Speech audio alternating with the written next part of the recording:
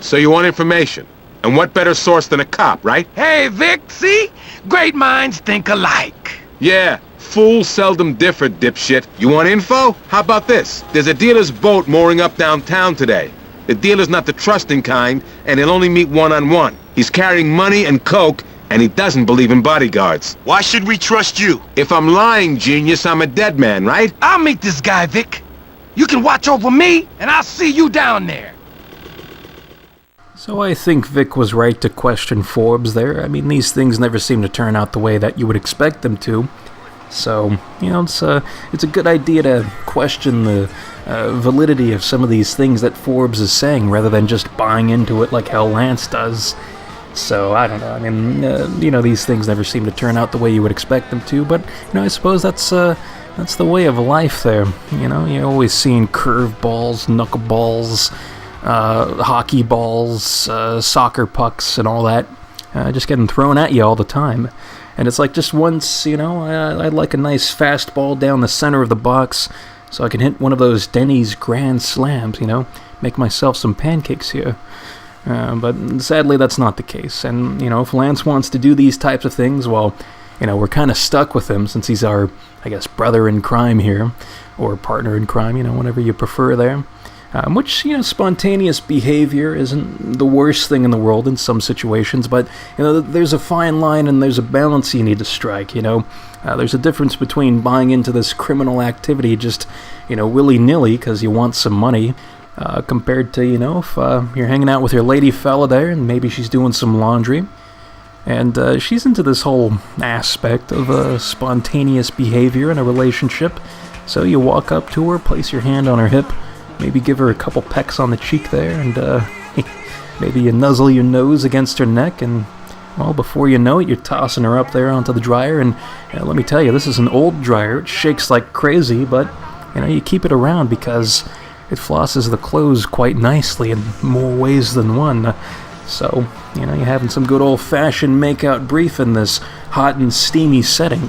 So, I suppose that's an example of good spontaneous behavior, you know, just kind of acting on just impulse, you know, because both parties are going to be into it, so, you know, you're having a good old time, but that's not really the case in what we have going on here with this Lance business. I mean, you know, only one side is into this idea, which that one side being Lance, but you can see that's not really gotten him into the best situation, as he's now been captured and placed onto the ship, which is kind of comically guarded because there is like a main rampway you can use to get onto the ship, but you can also just jump on the side here and then enter the general area that Lance is being held. So, you know, you really don't have to put up too much of a fight, although we do have enemies in here.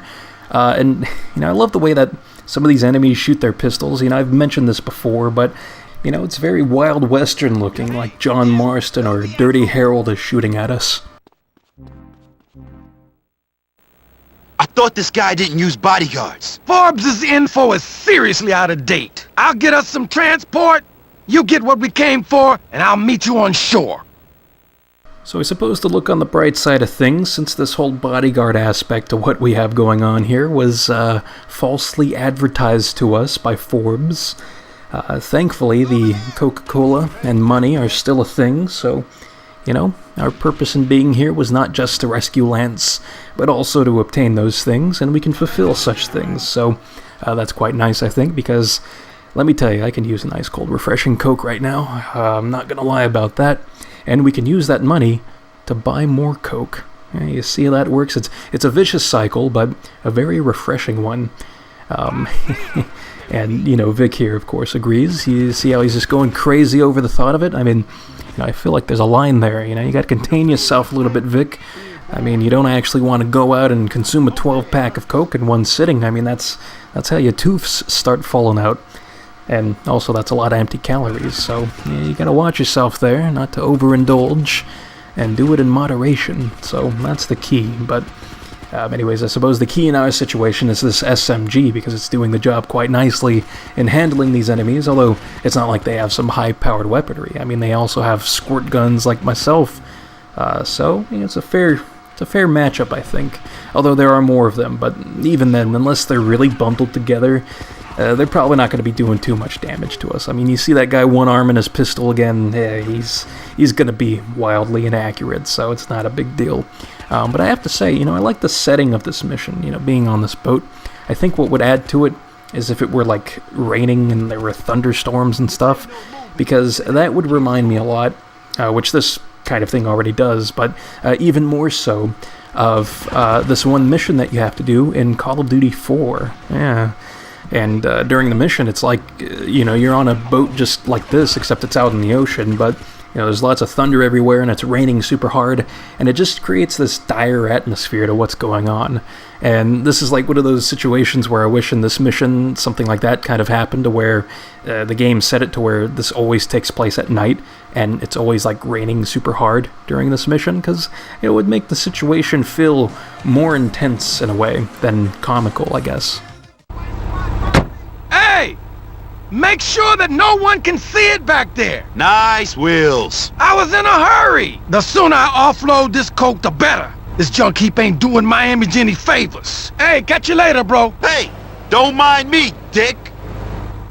Yet another mission ending where Lance just takes off without us, because Vic wanted to go to the Quickie Mart there, buy a couple prophylactics, make a couple balloon animals there, but sadly we're going to have to drive ourselves, I suppose, which is fine because this car is nicer anyways, but I don't know. It seems Vic just wants to complain about lots of things here, which I suppose is fair because he's the one actually experiencing these things. We're just kind of watching or controlling, but I don't know. It's not the same. Anyways, though, that completes this part. In the next part, we'll be moving on to the next Brian Forbes mission, which is called The Bum Deal. So until then, I will see you next time.